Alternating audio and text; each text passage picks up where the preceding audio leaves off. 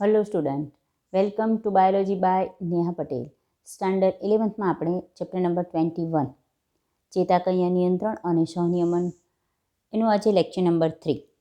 Last લેક્ચરમાં આપણે માનવ ચેતાતંત્રની રચના, ચેતાકોષની રચના તથા ચેતાકોષના પ્રકારો એટલા પોઈન્ટ જોઈ ગયા છીએ. આજે આપણે ચેતાકોષની ક્રિયાવિધિ ભણવાની શરૂઆત કરીએ છીએ અને એના માટે એક શબ્દ ઉર્મિવેગ, એનું નિર્માણ કઈ રીતે થાય. ઉર્મિવેગનું નિર્માણ બહુ જ આઈએમપી અને સમજવા જેવો ટૉપિક છે. ઘણા બધા પોઈન્ટ એક સાથે તમારે માઇન્ડમાં લઈ અને ચાલવાનું રહેશે. Very IMP topic of this chapter. આખા ચેપ્ટરમાં આ પોઈન્ટ આવડી જશે એટલે ઇઝીલી આવડી જશે. આઈએમપી કહું છું, નોટ અ હાર્ડ. બરાબર, દરેક શબ્દ અહીંયા ધ્યાનથી સમજશો એટલે આખો ટૉપિક આવડશે. ન ખબર પડે તો વારે વારે દરેક શબ્દ રિપીટ કરો અને લોજિકલી ધ્યાન દઈ અને સમજશો તો જ ટૉપિક તમને ખબર પડશે. બરાબર, એકદમ બે ધ્યાનપણે નહીં, 2, 3, 4 વાર પણ રિપીટ કરી અને વિડીયો જોવો પડે તો જોઈ લેવું, પણ દરેક જગ્યાએ સ્ટોપ કરી તમારી રીતે દોરતું જવું કે આવું કંઈક થાય છે, વિચારતું જવું. બને એટલું હું અહીંયા ટ્રાય કરું છું, પણ એ રીતે તમે સમજશો તો જ વસ્તુ સમજાશે. કારણ કે આ કોઈ ફિઝિકલ પ્રોસેસ નથી, મગજમાં થતી એક ન દેખાતી ઘટના કે જેને તમારે વિઝ્યુઅલાઇઝેશન કરવાનું છે. બરાબર, તો very easy and very IMP topic ઉર્મિવેગનું નિર્માણ વિશેની માહિતી આ લેક્ચરમાં આપણે ભણીશું. ચલો, ફર્સ્ટ ઓફ ઓલ, જ્યારે પણ આપણે ચેતાતંતુની ક્રિયાવિધિ વિશે એક પોઈન્ટ સ્ટાર્ટ કરેલો ત્યારે આપણે કંઈક મેં એવું એક્ઝામ્પલ આપેલું તમને કે તમને ધારો કે હાથ પર કંઈ ટાંકણી વાગે છે, સમજો. એનો મતલબ ત્યારે કંઈક આપણે આવું જોયેલું કે એ જ ફિગર આપણે જોઈએ કે અહીંયા આપણે એવું કીધું કે હાથ પર તમને કંઈ ટાંકણી જેવું વાગે છે તો શું થાય? મેં એમ કીધું કે ત્યારે ઉર્મિવેગ વહન પામી અને અહીંયા ચેતાતંત્ર સુધી જાય. પણ એ ઉર્મિવેગ છે શું? બરાબર છે, આ જે વહન પામે છે એ વસ્તુ છે શું? અથવા આપણે ત્યારે એવું પણ કીધું કે અહીંયા ઉર્મિવેગ હાથના સ્નાયુ સુધી આવે. તો એ વસ્તુ શું છે? એ પ્રક્રિયા, એને જ આજે આપણે એમ કીધું કે અહીંયા આમ વહન પામીને જાય. કંઈક વહન પામે છે પણ તમે ફિઝિકલી જોઈ શકતા નથી. સિમ્પલ એક જ વસ્તુ જુઓ, કંઈક આવી ઘટના છે, તમે સ્વિચ છે અને તમે ક્યાંક ટ્યુબલાઇટ કે બલ્બ છે કે પંખો છે તમારું સાધન, એટલે તમે સ્વિચ ઓન કરો છો એટલે લાઇટ ચાલુ થાય છે. વચ્ચે જે કનેક્શન છે એનો મતલબ કે જ્યાં સ્વિચ ઓન કરો છો ત્યાં કંઈક પ્રક્રિયા થાય છે અને કંઈક કામ વહન પામી અને લાઇટ સુધી જાય, પણ તમે ત્યાં જોઈ નથી શકતા. ટીવીમાં કદાચ વિઝ્યુઅલાઇઝેશન કે ક્યાંક તમે કાર્ટૂનમાં ક્યાંક જોતા હોય તો એવું બતાવે કે આમ તીખારો ઝડતો આમ લાઇનમાં કંઈક વીજળી જતી હોય એવું. પણ તમને જ્યારે પણ તમે જોવો તો તમે લાઇટ અને તમારી સ્વિચ એના વચ્ચે જે પણ તાર છે એમાં જે પ્રક્રિયા થાય છે એ આમ દેખાતી નથી. પણ ત્યાં તમે લાઇટ સ્વિચ ઓન કરો છો એટલે કંઈક તો એવું નિર્માણ થતું હોવું જોઈએ કે જ્યાં વહન પામી કરંટની જેમ ત્યાં જતું હોય અને એના કારણે ત્યાં લાઇટ ઓન થતી હોય. એવી જ પ્રક્રિયા કંઈક અહીંયા થાય. બરાબર, ત્યાં પણ વીજસ્થિતિમાન કહેવાય છે, વીજ પ્રવાહ કહેવાય છે. આ પણ એક પ્રકારનો વીજ પ્રવાહ છે. સમજાય છે? તો સામાન્ય રીતે જ્યારે ધારો કે હાથ ઉપર આપણે કંઈ જ અડ્યું નથી, એનો મતલબ કે અહીંયા જે ઉર્મિવેગનું નિર્માણ થાય એ ખાસ ધ્યાન રાખવાનું કે હાથની ત્વચા પર ઉર્મિવેગનું નિર્માણ થાય છે. બરાબર છે, અહીંયા શું થાય? ઉર્મિવેગ હાથના સ્નાયુ સુધી આવે. હવે જુઓ કે ત્વચા કે કોઈ પણ કોષ એ અહીંયા ઉર્મિવેગ નિર્માણ થાય છે એનો મતલબ કે અહીંના ચેતાકોષને અસર થાય છે. હવે ચેતાકોષની રચના આપણે સમજી ગયા છીએ. જ્યાં સુધી અહીંની ત્વચાના ચેતાકોષ પર કંઈ વાગ્યું નથી ત્યાં સુધી એમ કહી શકાય કે ત્યાંનો ચેતાતંતુ અથવા ત્યાંનો ચેતાકોષ અનઉત્તેજિત છે, વિશ્રામી અવસ્થામાં છે. સમજાય છે? ક્યાં સુધી? કે જ્યાં સુધી હાથના એ ચેતાકોષ પર કે એ ચેતાતંતુ પર તમે કંઈક પોઈન્ટ આઉટ નથી કર્યું. ખાલી પોઈન્ટ આઉટ જ નહીં, કોઈ દબાણ આપો તો પણ તમને ખબર પડે, કોઈ તમને સ્પર્શે તો પણ તમને ખબર પડે કે સ્પર્શ થયો છે. બરાબર, ક્યાંક તમને સુગંધ આવે છે, કંઈ બાહ્ય ફેરફાર થાય છે, કંઈ પણ બહારનો ફેરફાર જ્યાં સુધી ન આવે ત્યાં સુધી આ અહીંનો ચેતાકોષ કે અહીંનો જે ચેતાતંતુ છે એ અનઉત્તેજિત અવસ્થામાં કહેવાય. તો ઉત્તેજના શેના કારણે થાય? સ્પર્શથી, ગંધથી, કોઈ રાસાયણિક ફેરફાર કે કોઈ દબાણ દ્વારા એ ચેતાતંતુ એમાં ઉત્તેજના આવે છે. જુઓ, તમે સૂંઘી શકો છો, એનો મતલબ કે જે તમારા નાક આગળ જે ઘ્રાણ કોષો છે એ ઉત્તેજિત થાય. કોના કારણે? સુગંધના કારણે. અને એ સુગંધ મગજ સુધી જાય અને એને તમે પારખી શકો. બરાબર, ક્યાંક તમને કોઈ અડે અથવા તમે સ્પર્શમાં પણ જુઓ, તમે આ ખરબચડું છે, આ લીસું છે એવું તમે કહી દો છો. રીઝન કે એ તમારા જે ત્વચા છે એના ચેતાકોષો સ્પર્શની સંવેદના અનુભવે. તમને વાગે છે એનો મતલબ કે એક પ્રકારનું દબાણ થયું છે, તો દબાણની સંવેદના ત્યાં એ અનુભવે. સમજાય છે? જ્યાં સુધી આ સંવેદના નથી આવતી ત્યાં સુધી એમ કહેવાય છે કે ચેતાતંતુ ત્યાંનો અનુત્તેજિત છે. ઘણા બધા પોઈન્ટ પહેલાં અહીંયા સમજી લેજો, તો જ ટોપિક તમે ભણવાની આગળ શરૂઆત કરી શકશો. સમજાય? તો જ્યાં સુધી ત્વચાને વાગ્યું નથી ત્યાં સુધી અહીંનો ચેતાતંતુ અનુત્તેજિત કહેવાય. કંઈક વાગ્યું એટલે એક દબાણ આવ્યું, તો દબાણને કારણે તેમાં ઉત્તેજના પ્રેરાય છે. બરાબર? પહેલાં તો આ વસ્તુ. પછી એવું તો શું થયું અહીંયા કે જેના કારણે કંઈક વસ્તુ વહન પામીને સંદેશો લઈને અહીં ગઈ. આ જે અહીંયા જે વસ્તુ થયું અને જે આગળ જાય છે એ ઉર્મિવેગ છે. પણ અહીંયા દબાણને કારણે કંઈક ફિલિંગ અનુભવાઈ, એ ઉર્મિવેગના નિર્માણને કારણે થાય છે અને પછી ઉર્મિવેગ વહન પામે છે. આટલો પોઈન્ટ થોડો ખબર પડે છે? ચલો, તો હવે ઉર્મિવેગનું નિર્માણ કઈ રીતે થાય એ સમજવા આપણે જઈ રહ્યા છીએ. ચલો, તો ચેતાતંતુ કે ત્યાંનો ચેતાકોષ કે જેના દ્વારા ચેતા બને છે એ સામાન્ય અવસ્થા, એટલે કે જે અવસ્થામાં હું એને કહું છું વિશ્રામી અવસ્થા, અથવા એને એની અનઉત્તેજિત અવસ્થા કહેવાય. બરાબર? અહીં તમને મેં એટલે જ ઉદાહરણ સાથે કીધું કે આ અવસ્થા એટલે શું, કે ધારો કે તમને વાગ્યું નથી, કંઈ સુગંધ આવી નથી, તમે કંઈ જોયું નથી. બરાબર? એ વસ્તુ એને ચેતાતંતુની, એટલે ચલો હાથની ત્વચાનું જ ઉદાહરણ લઈને માઇન્ડમાં ચાલો તો ઇઝીલી સમજાઈ શકે. હાથના ત્વચા પર કંઈ વાગ્યું નથી, કંઈ સ્પર્શ નથી થયો, ત્યાં સુધી ત્યાંનો જે ચેતાતંતુ એ વિશ્રામી અવસ્થામાં કહેવાય, અનુત્તેજિત અવસ્થામાં કહેવાય. તો એ ઉત્તેજિત કોના દ્વારા થાય? તો આ ચેતાતંતુ જુદી જુદી રીતે ઉત્તેજિત થઈ શકે છે. કોના દ્વારા ઉત્તેજિત થાય? તો ધ્યાન રાખો, સ્પર્શ દ્વારા, ગંધ દ્વારા, કોઈ પણ રાસાયણિક ફેરફાર દ્વારા, કારણ કે આંતરિક અંગમાં પણ આ વસ્તુ થઈ શકે છે,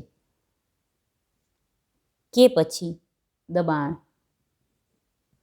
જેવી ક્રિયા દ્વારા એ ચેતાતંતુ કેવો થાય? ઉત્તેજિત થાય છે. સમજાયું? ચલો, હવે ખાસ ઉત્તેજિત થયો એટલે ત્યાં એક ઉર્મિવેગનું નિર્માણ થયું એમ કહી શકાય. આપણે જે મેઇન વસ્તુ આપણે એમ કહીએ કે કંઈક વહન પામી અને આ સંદેશો લઈને જાય, તો સંદેશો શેના સ્વરૂપે જાય? ઉર્મિવેગ. સંદેશો આ સ્વરૂપે જાય છે. કયા સ્વરૂપે? ઉર્મિવેગ સ્વરૂપે. તો પહેલાં ઉર્મિવેગનું ત્યાં નિર્માણ થાય અને પછી આમ વિચારો કે હાથ પરથી એ સંદેશો મગજ સુધી જાય, એટલે ઉર્મિવેગ વહન પામે. તો ત્યાં ત્વચાના એ કોષમાં એવું તો શું થાય કે જેને કારણે ઉર્મિવેગનું નિર્માણ થાય? બધા શબ્દો સમજજો. ઉર્મિવેગ છે એના માટે એક શબ્દ છે ખાસ, સક્રિય કલા વીજ સ્થિતિમાન. MCQ માટે પણ ઉર્મિવેગ એટલે સક્રિય કલા વીજ સ્થિતિમાન. હવે તમને થાય કે આ વસ્તુ શું આવી? સક્રિય કલા વીજ સ્થિતિમાન શું છે? તો પહેલાં તો વીજ સ્થિતિમાન એટલે શું? કોઈ પણ જગ્યાએ વીજભારમાં ફેરફાર હોય તો એને આપણે વીજ સ્થિતિમાન કહીએ. કોઈ ઘટકની આર અને પાર વીજભારમાં ફેરફાર હોય, વીજભાર આપણે ખબર છે, ધન વીજભાર, ઋણ વીજભાર, વીજભારમાં ફેરફાર તો એને વીજ સ્થિતિમાન કહેવાય. બધા શબ્દો બહુ ધ્યાનથી સમજો, આ રીતે ટેક્સ્ટબુકમાં નહીં સમજાયેલા હોય. વીજ સ્થિતિમાન એટલે શેમાં ફેરફાર? વીજભારમાં ફેરફાર. ખાસ કલા વીજ સ્થિતિમાન એટલે કોઈ કલા, મેમ્બ્રેન, બોર્ડર, એની અંદર અને બહાર વીજ સ્થિતિમાનમાં ફેરફાર તો એને આપણે શું કહીએ? કલા વીજ સ્થિતિમાન. અને અહીંયા આપણા માટે કલા એ કોષરસ સ્તર છે, કારણ કે એક પ્રકારની મેમ્બ્રેન જ છે કોષરસ સ્તર. બરોબર છે? હવે જુઓ, હજુ સક્રિય કલા વીજ સ્થિતિમાન નથી સમજાવતી. અહીંયા તમને ધારો કે હું ચેતાકોષનો કોઈ પણ પાર્ટ દોરું છું, એટલે તમે સમજી લો કે ચેતાક્ષ હોય કાં પછી કોઈ તંતુ હોય, એ એટલે પાર્ટ આ દોરું છું, એક પ્રકારના ચેતાકોષનો કોઈ ભાગ છે. ચેતાતંતુ સમજી લો, ચલો, કે એમાં કઈ રીતે ઉર્મિવેગનું વહન થાય. ચેતાકોષમાં પણ અંદર બહાર સેમ વસ્તુ જ થાય, એટલે કોષકાયમાં પણ. આ એક પ્રકારનો ધારો કે ચેતાકોષ છે. આ એનું પટલ છે, એ કોષ જ છે, તેનું બહારનું સ્તર. તો સામાન્ય રીતે આના માટે શબ્દ ચેતાતંતુપળ કહેવાય. ચેતાતંતુની ફરતે જે પળ આવેલું હોય એને શું કહેવાય? ચેતાતંતુપળ. એની અંદર એનો કોષરસ પણ હોય, કોષ કેન્દ્ર હોય, એની બધી અંદર કોષરસી અંગિકાઓ બધું જ. આપણે જે કોષને તમે આમ દોડતા હતા કોષકાય એ, અથવા કોષકાયમાંથી નીકળતો આ જે ચેતાક્ષ છે એ કોષકાયનો એક કોષનો ભાગ જ છે. તો એના વિશે સમજીએ હવે. તો આ એક પ્રકારનું સ્તર થયું, કલા થઈ. એની અંદર અને બહારની સાઈડ વીજ સ્થિતિમાનમાં ફેરફાર હોય તો એમ કહેવાય કે કલા વિસ્થિતિમાન હાજર છે. બરોબર છે. હજુ સક્રિય કલા વિસ્થિતિમાન નથી સમજાવતી. હજુ તમને એક શબ્દ સમજાવું છું, વિશ્રામી કલા વિસ્થિતિમાન. ખાસ અહીંયા ધ્યાનથી સમજજો. તમને કંઈક નવું લાગશે, પણ મેં જ કીધું કે 2-3 વાર સમજજો એવું લાગે તો.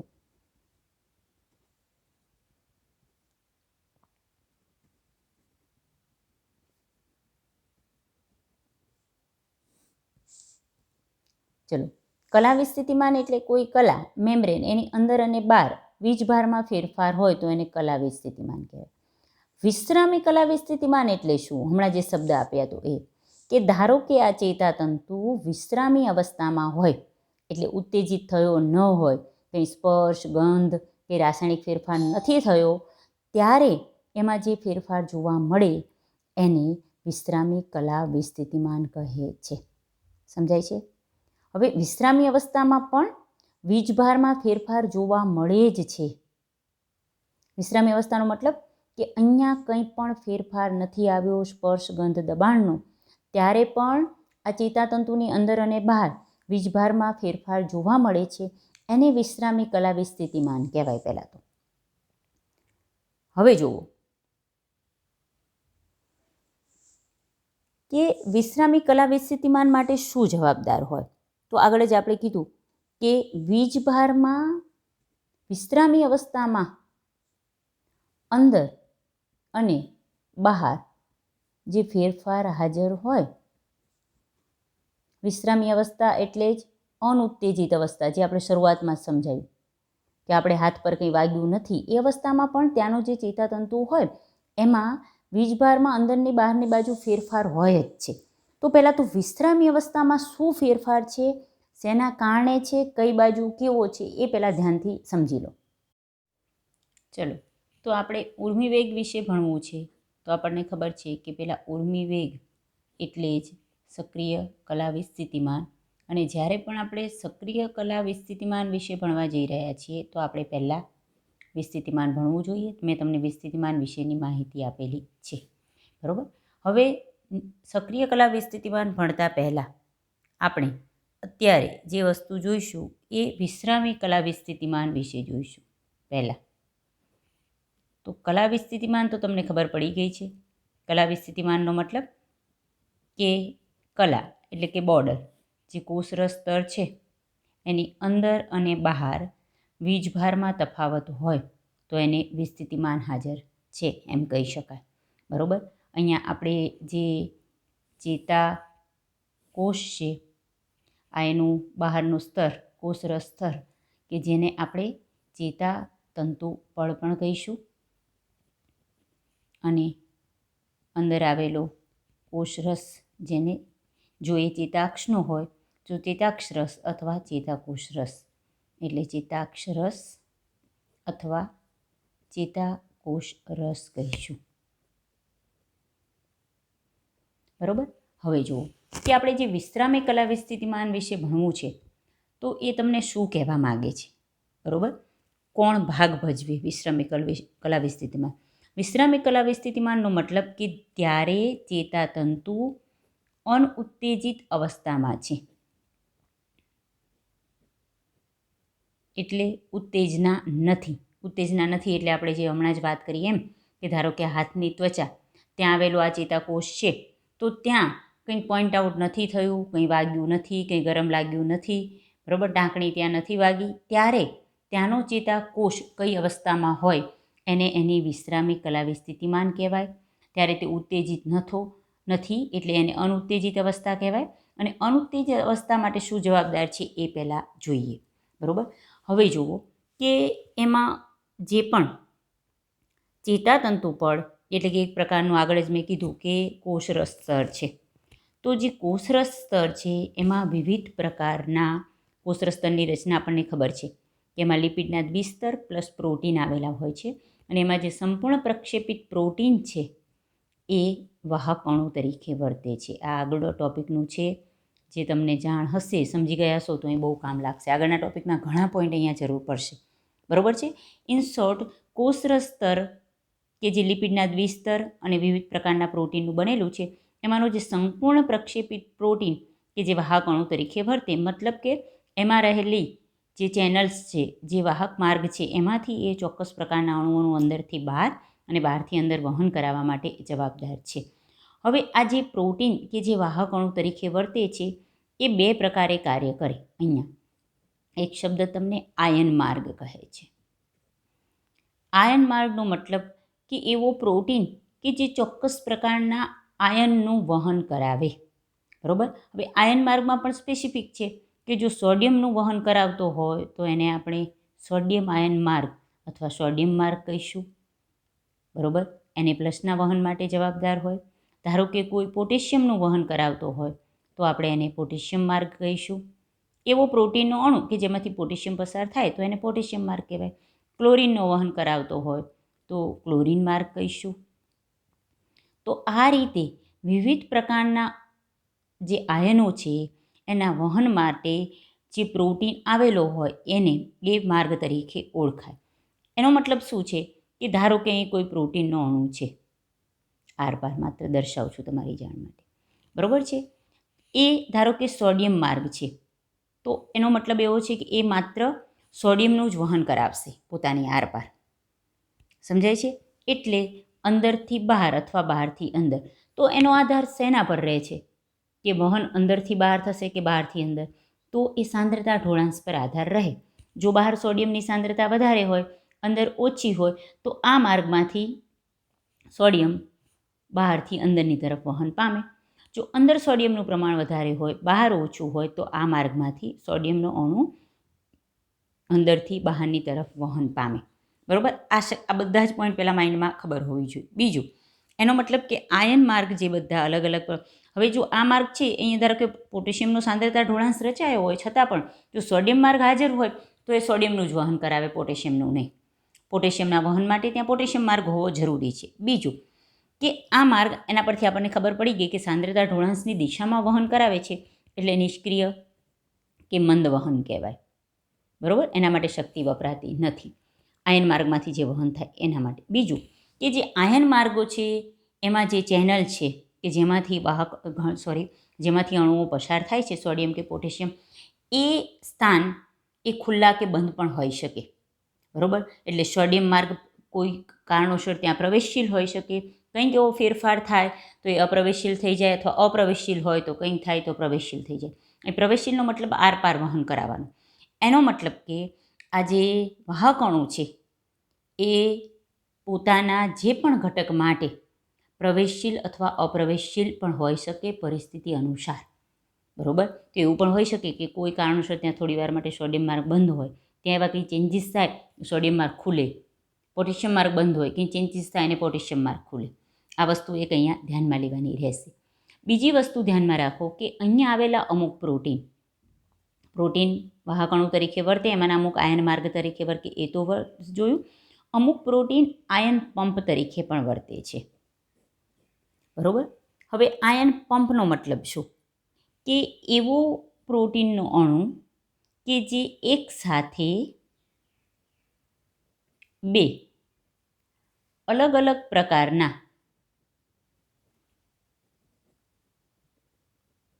અણુઓનું વિરુદ્ધ દિશામાં જો વહન કરાવે, વિરુદ્ધ દિશામાં અને સક્રિય વહન કરાવે તો તેને આયન પંપ કહે છે. શું કહ્યું? કે ધારો કે કંઈ કોઈ પ્રોટીન છે, ચલો આ મેં કોઈ આયન માર્ગ દર્શાવ્યો છે, હું કોઈ આયન પંપ દર્શાવું છું. કોઈ પ્રોટીનનો અણુ છે કે જે એક સાથે બે અલગ અણુનું વહન કરાવે અને પાછું એ બંનેનું વિરુદ્ધ દિશામાં વહન થાય. ધારો કે આયન પંપનું સારામાં સારું ઉદાહરણ અહીં આપણે જે જોવાનું છે એ સોડિયમ પોટેશિયમ પંપ છે. તો એનો મતલબ કયા બે અણુનું એક સાથે વહન કરાવે? સોડિયમ અને પોટેશિયમનું. આવી ગયું એક સાથે બે અલગ પ્રકારના અણુ, પરંતુ બેનું વિરુદ્ધ દિશામાં વહન કરાવે. એટલે અમુકને અંદર લાવે, એકને અંદર લાવે તો બીજાને બહાર લઈ જતો હોય. હવે અહીંયા એવું જરૂરી નથી કે એક જ સોડિયમ અંદર જાય ત્યારે એક પોટેશિયમ.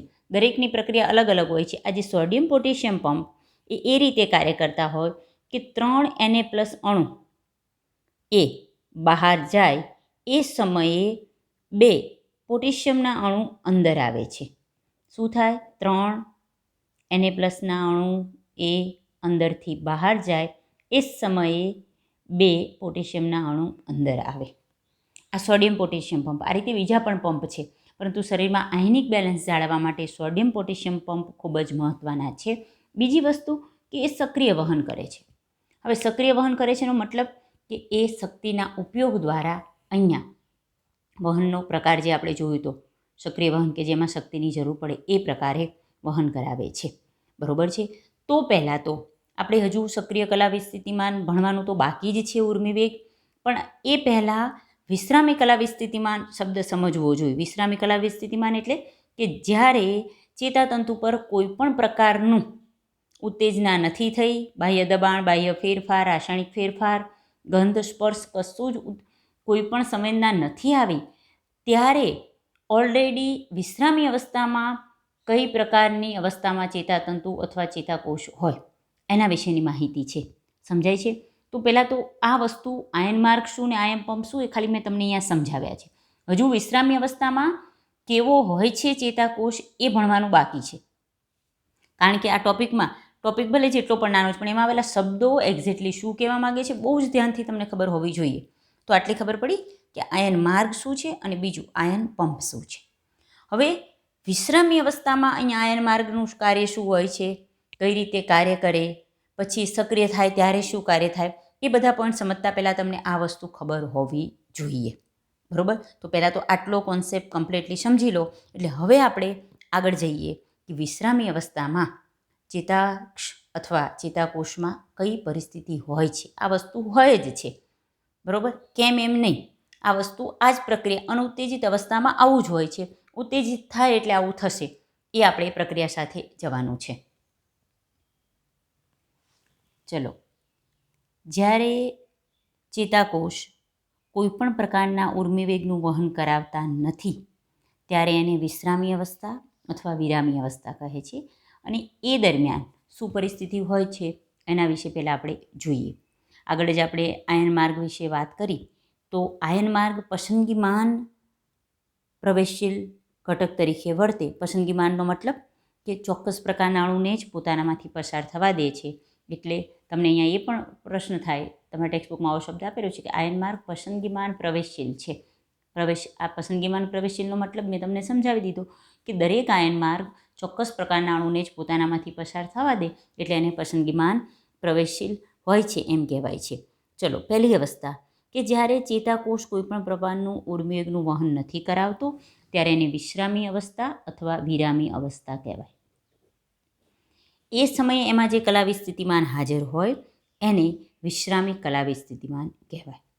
તો વિશ્રામી કલાવી સ્થિતિમાન હોવા માટે એનામાં વિરામી અવસ્થામાં શું પરિસ્થિતિ હોય છે એ પહેલાં આપણે સમજવાની રહે. પહેલું કે વિશ્રામી અવસ્થામાં એનું જે પટલ છે એ પોટેશિયમ આયન માટે વધુ પ્રવેશશીલ હોય.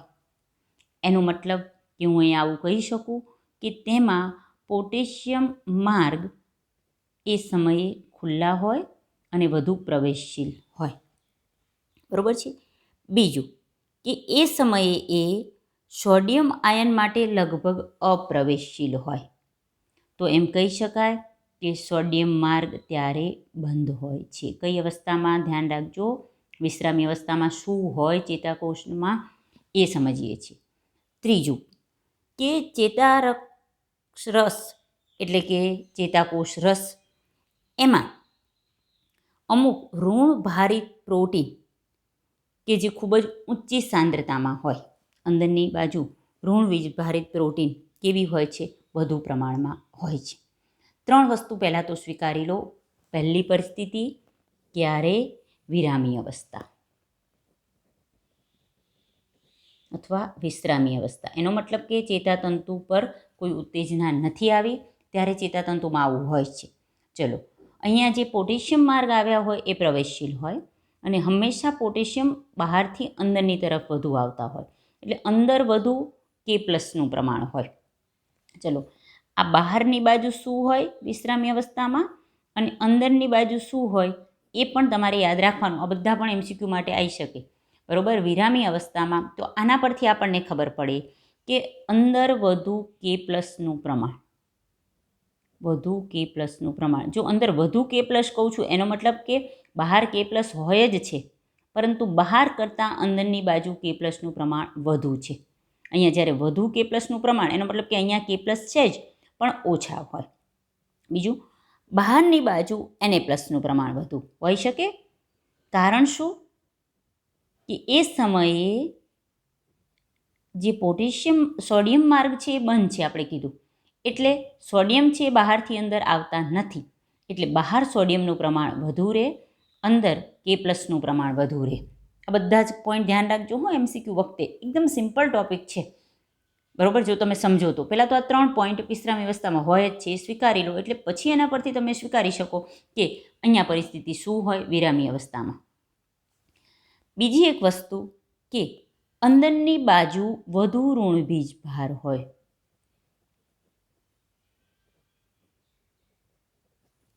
હવે અંદર વધુ ઋણ વીજભાર હોવાનું કારણ શું? કે અંદર અમુક એવા ઋણ વીજભારિત પ્રોટીન છે કે ક્યારેય બહાર જતા નથી, એટલે બહાર ઋણ વીજભાર હોય જ, અંદર હોય પણ બહાર કરતાં અંદર વધુ ઋણ વીજભાર હોય, બરાબર છે.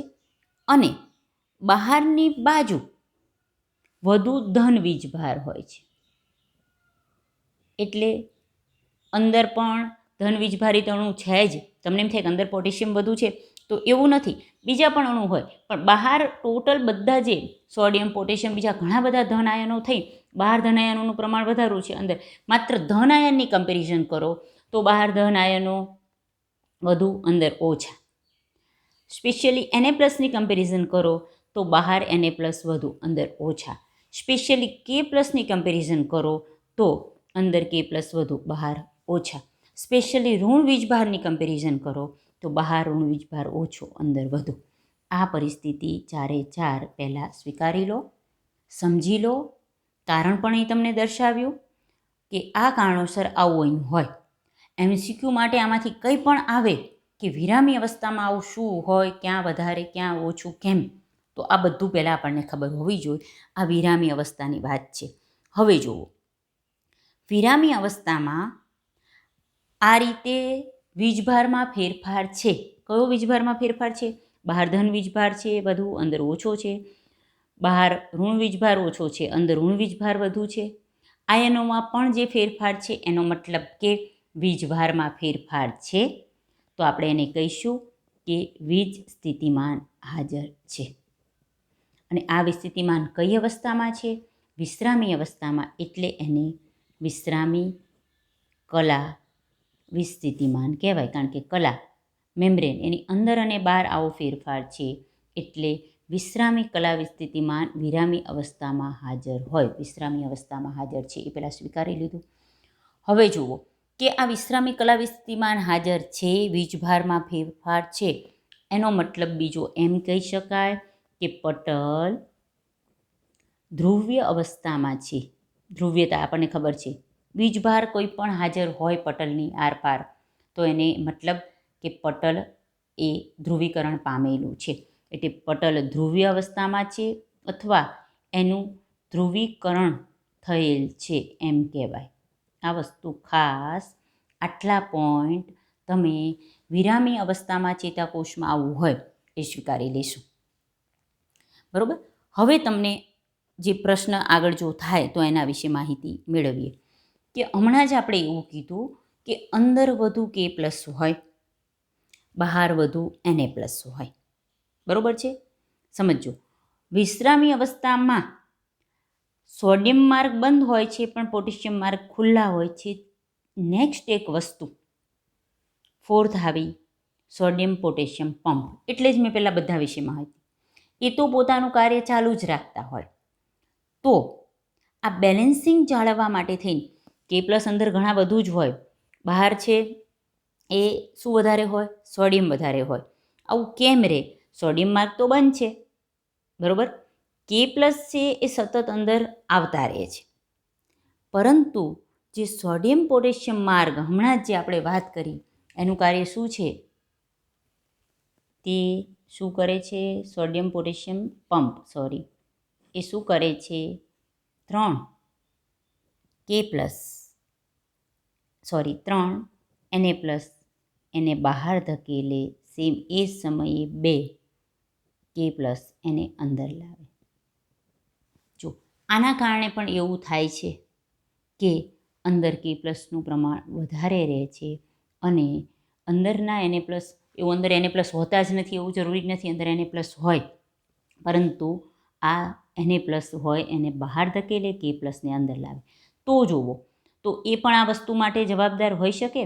એક તો K+ આયન માર્ગ ખુલ્લા હોય એટલે K+ અંદર આવતા હોય, Na+ બંધ હોય એટલે Na+ અંદર ન આવતા હોય. બીજું કે 3 Na+ બહાર ધકેલાતા હોય, 2 K+ અંદર આવતા હોય, એટલે પણ અંદર K+નું પ્રમાણ વધારે અને બહાર Na+નું પ્રમાણ વધારે રહે. ખબર પડી? આ વિશ્રામી અવસ્થાની વાત છે. પંપ વિશ્રામી અવસ્થામાં હોય કે કોઈ પણ અવસ્થામાં એનું વહન આ જ રીતે રહે, એ પણ સ્વીકારી લેજો. તો વિશ્રામી અવસ્થામાં પટલ ધ્રુવ્ય હોય અથવા ધ્રુવીકરણ પામેલો હોય એમ કહી શકો. ધ્રુવીકરણ કયા પ્રકારનું હોય? તો હું આમ કહી શકું કે આ બહારની બાજુ ધન વીજભાર વધુ. ધ્યાન રાખજો, આ એનું ગોળાકાર પળ હોય તો પળની ફરતે બહારની બાજુ ધન વીજભાર વધુ અને અંદરની બાજુ ઋણ વીજભાર વધુ. એટલે અંદરની બાજુ ઋણ વીજભારથી દર્શાવીએ છીએ. અંદર પણ ધન વીજભારિત અણુ છે જ, સોડિયમ છે એટલે. બહાર પણ ઋણ વીજભારિત અણુ છે જ, પણ ઓલ ઓવર કમ્પેરિઝન કરો તો બહાર ધન વીજભાર વધુ છે એટલે બહાર ધન વીજભારિત.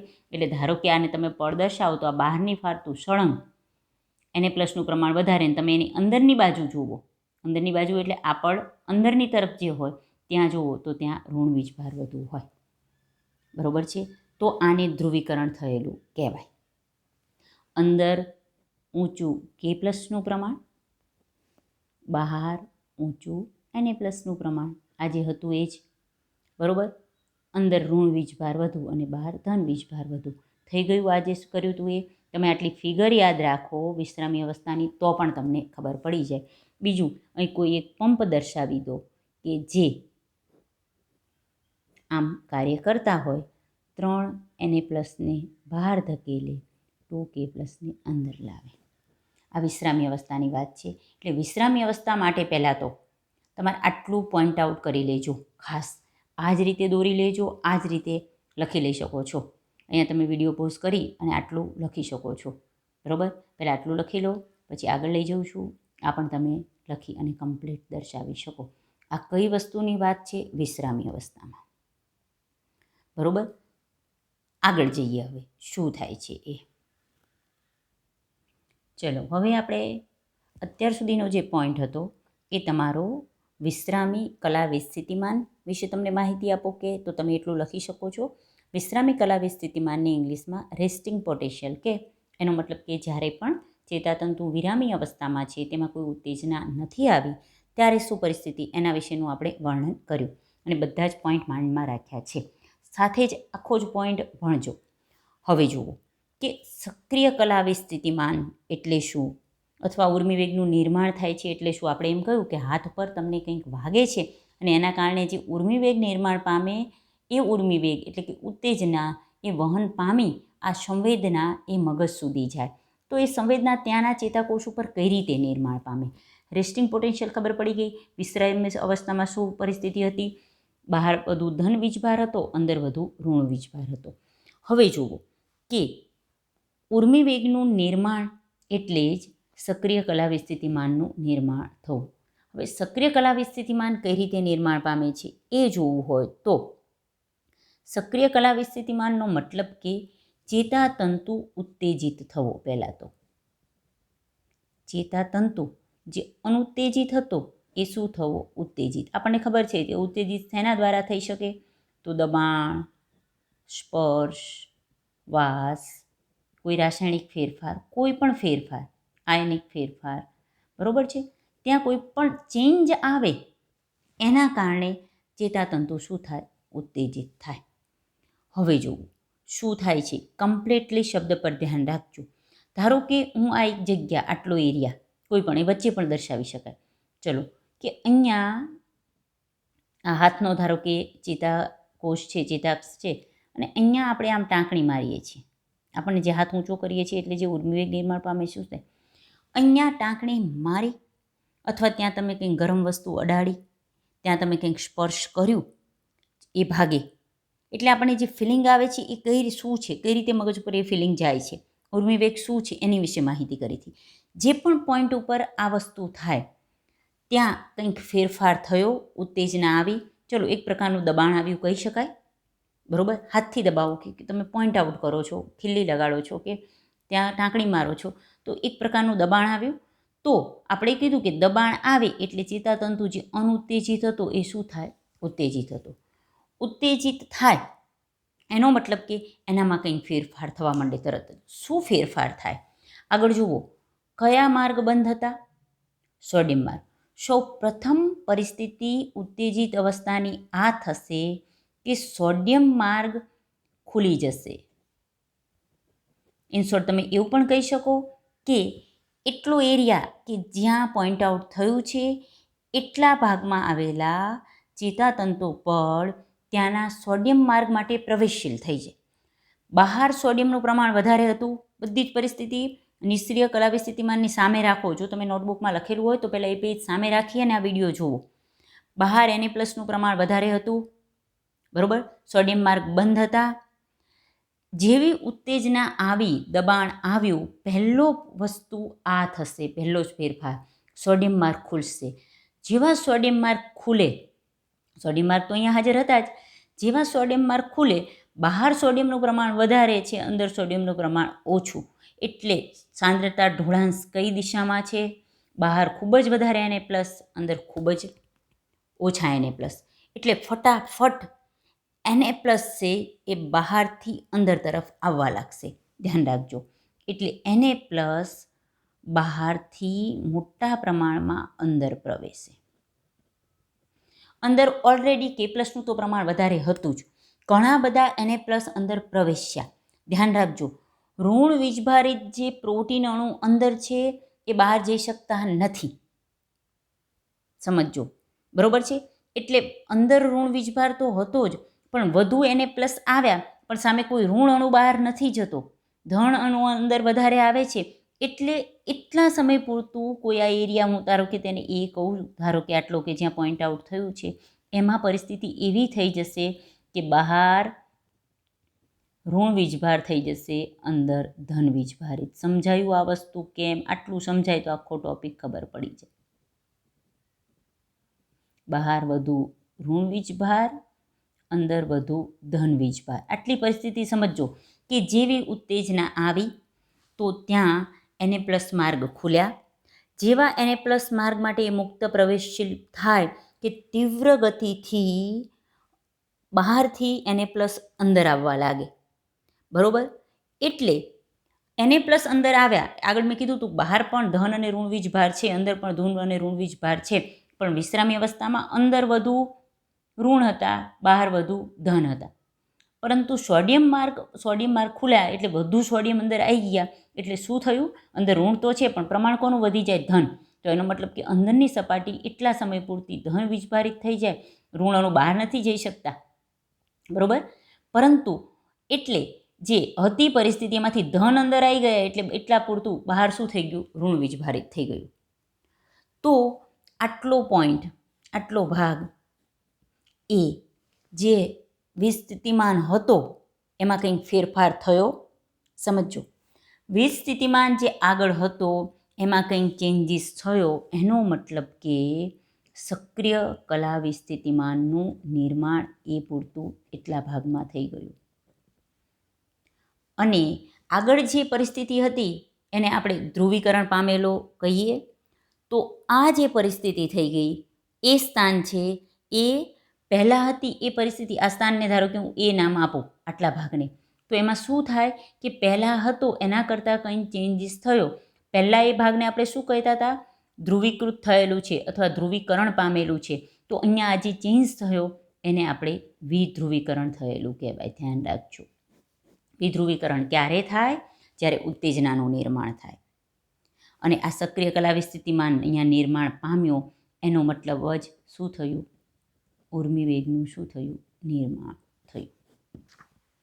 ખાસ આ વસ્તુ ધ્યાન રાખજો. ફરી એકવાર રિપીટ કરું છું કે જેવો ચેતાતંતુ ઉત્તેજિત થાય, ઉત્તેજિત થવા માટે ધારો કે દબાણ, સ્પર્શ, વાસ, રાસાયણિક ફેરફાર છે, તો જેવું અહીં દબાણ લગાયું તો એના કારણે ચેતાતંતુ ઉત્તેજિત થાય છે. ચેતાતંતુ ઉત્તેજિત થાય ત્યારે શું પરિસ્થિતિ થાય? સોડિયમ માર્ગ જે બંધ હતા એ ખુલે, એટલે કે સોડિયમ માર્ગ પ્રવેશશીલ થઈ જાય. એટલે બહાર વધુ જે Na+ હતા એટલે અચાનક જ અંદર Na+ વધારે આવવા લાગે. સમજાય છે? એટલે આટલા પરિસ્થિતિમાં એવું થઈ જાય કે Na+ વધી જાય. અંદર વધુ ધન વીજભાર આવે છે. અંદરનો ઋણ વીજભાર બહાર નથી જઈ શકતો, પણ ધન વીજભાર વધારે આવી ગયા એટલે અંદર પૂરતું એ પરિસ્થિતિમાં વધુ ધન વીજભારિત થઈ જાય, બહારની પરિસ્થિતિ ઋણ વીજભારિત થઈ જાય. એનો મતલબ કે જે કલાવી સ્થિતિમાન હતો એમાં કંઈ ચેન્જ થયો. જે નોર્મલ અવસ્થામાં કલાવી સ્થિતિમાન હતો એને નિષ્ક્રિય કલાવી સ્થિતિમાન અથવા વિશ્રામી કલાવી સ્થિતિમાન કહેવાય. અને એમાં કંઈક ફેરફાર થયો એને આપણે કહ્યું સક્રિય કલાવી સ્થિતિમાન થયું. અને સક્રિય કલાવી સ્થિતિમાન એટલે જ એનો મતલબ કે અહીંયા ઉર્મિવેગનું નિર્માણ થયું.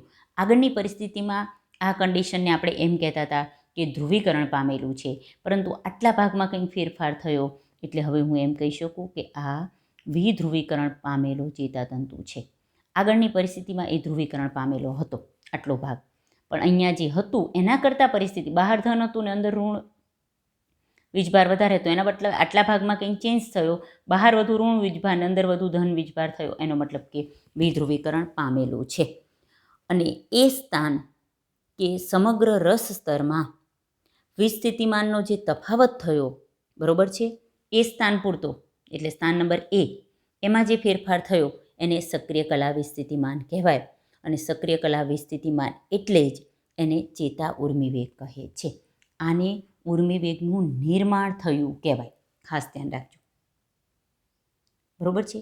આ નિર્માણ પામેલો ઉર્મિવેગ આગળ કઈ રીતે વધે છે એ પણ આપણે જોવાનું છે. ત્રીજી પરિસ્થિતિ જુઓ કે જેવો અહીંયા ફેરફાર થયો, સમજો ટાંકણી આપણે આટલા જ ભાગમાં લગાવી છે. આપણે એમ કહીએ કે હાથમાં કોઈ એક જગ્યાએ, ધારો કે હાથમાં મને કોઈ એક જગ્યાએ ટાંકણી વાગી અને એનો સંદેશો છે જ મગજ સુધી જાય છે, તો કે એના માટે છેક સુધી ટાંકણીઓ મગજ સુધી મારવી નથી પડતી. એક જ જગ્યાએ તમે ટાંકણી મારો તો છેક મગજ સુધી એનો પ્રભાવ વહે. એનો મતલબ કે ટાંકણીના કારણે જે પોઈન્ટ પર જે હાથના ચેતાકોષ ત્યાં છે ત્યાં આટલો ફેરફાર થયો.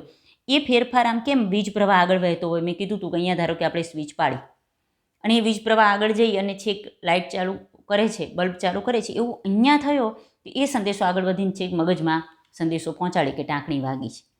તો એના માટે આ પ્રવાહ આગળ વધવો જરૂરી છે. આ થયું એ ઉર્મિવેગનું નિર્માણ કહેવાય. હવે ઉર્મિવેગનું વહન થવું જરૂરી છે. બરોબર છે?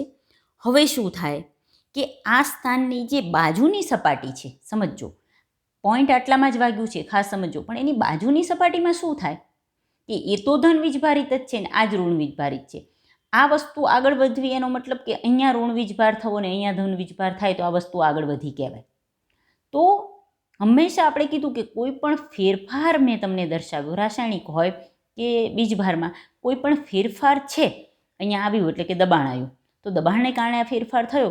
તો અહીંયા શું થાય કે એ ભાગમાં આ ફેરફાર થયો તો આ ફેરફારની અસર એને બાજુના ભાગમાં થાય. રીઝન શું? આ પાર્ટ એને હું ધારો કે B પાર્ટ કહું, સમજો આટલો એરિયા.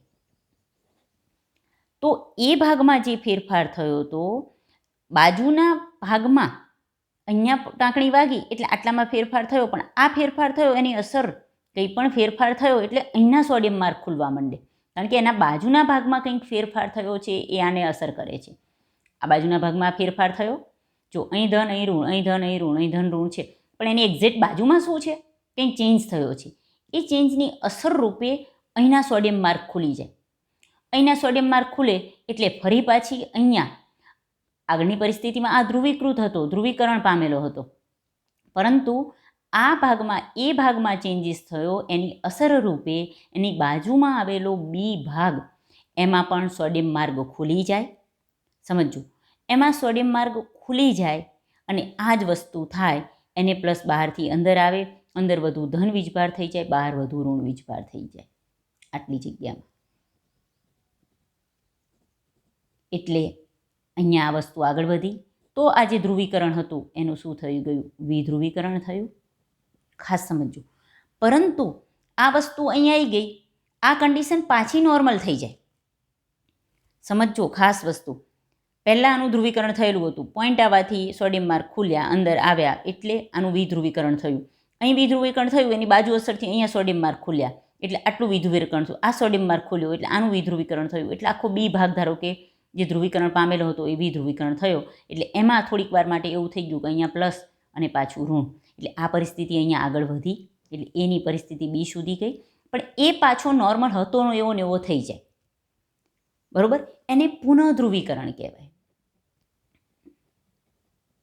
પહેલાં ધ્રુવીકૃત હતો, પોઈન્ટ આવવાથી એનું વિધ્રુવીકરણ થયું. આ વસ્તુ એણે આગળ મોકલી એટલે આટલો ભાગ બી ભાગ છે એ ધ્રુવીકૃત થયો, પરંતુ અહીંયા આ ભાગ છે એ પાછો નોર્મલ થઈ જાય.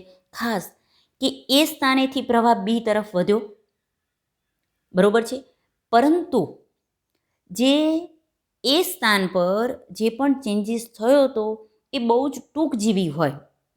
કારણ શું? Na પ્લસની જે વધુ પ્રવેશશીલતા છે ખૂબ જ ટૂંકજીવી છે. કારણ એટલી વસ્તુ એ શેના કારણે થયું છે? એટલા માટે થોડીક જ વાર માટે આ Na પ્લસ માર્ગ ખુલ્યા છે આની અસર રૂપે. જેવી આની અસર જતી રહેશે, આ અસર આગળ વધતી જશે, પાછા એના સોડિયમ માર્ગ બંધ થઈ જશે. સોડિયમ માર્ગ બંધ થઈ જશે અને તેના પોટેશિયમ માર્ગ પાછા ખુલી જશે.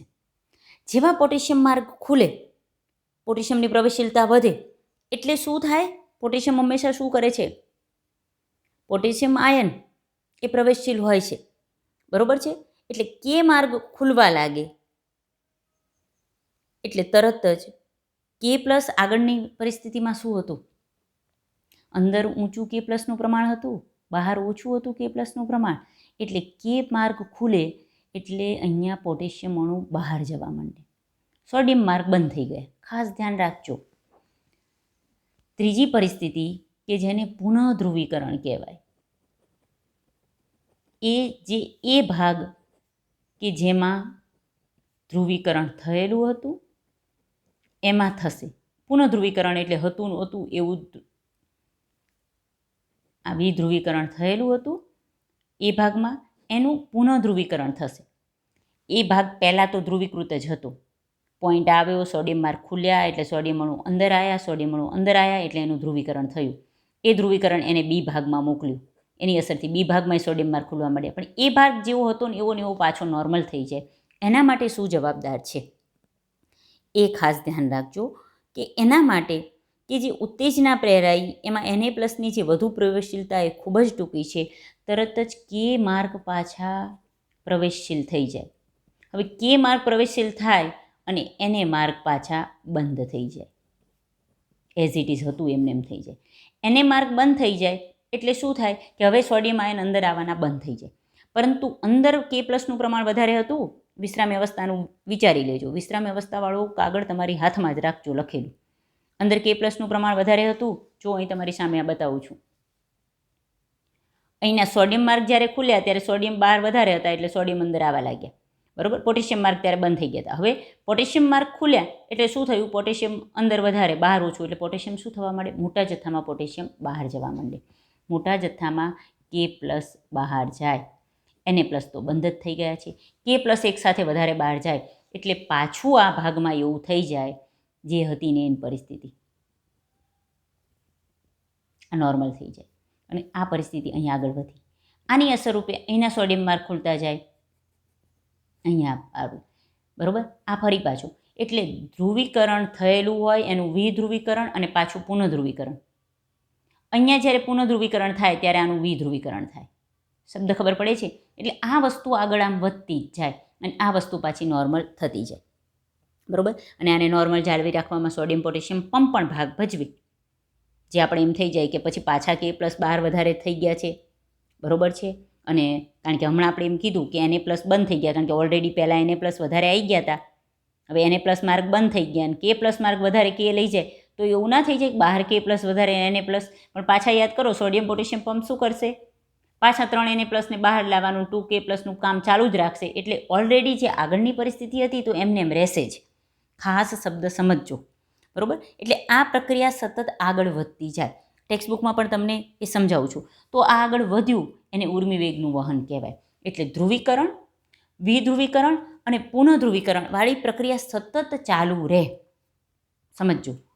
એટલે ઉર્મિવેગ છે આગળ વધ્યો કહેવાય.